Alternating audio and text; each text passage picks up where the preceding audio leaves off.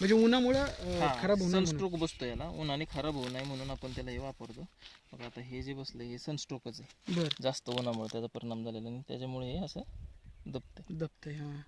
म्हणजे त्याचं मॅच्युरिटी येण्याच्या अगोदरच ते पिकले. बरं. बस ह्याचा परिणाम म्हणजे पाणी बी कमी आणि प्लस वरून उन्हाचा प्रचंड तडाखा, बरं. त्याच्यामुळे हे असं झालं. बरं.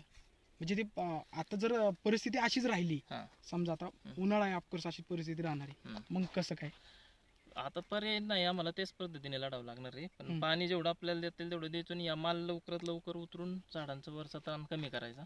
बरं. आणि म्हणजे दुष्काळ आहे म्हणून नाही तर दुष्काळ नसता, पाणी भरपूर असतं तर आपण ह्याच्यावर अजून भरपूर फळं धरली असती. पाणी कमी असल्यामुळे ह्याच्यावर फळं बी कमी धरल्यात, तिथंही आमचं नुकसानच आहे. आणि दुसरी गोष्ट, आता परत पुढचा भारही आम्हाला धरता येणार नाही अजून 2-4 महिने, ते आमचं नुकसानच आहे. म्हणजे हे पाण्याअभावी सगळ्या गोष्टी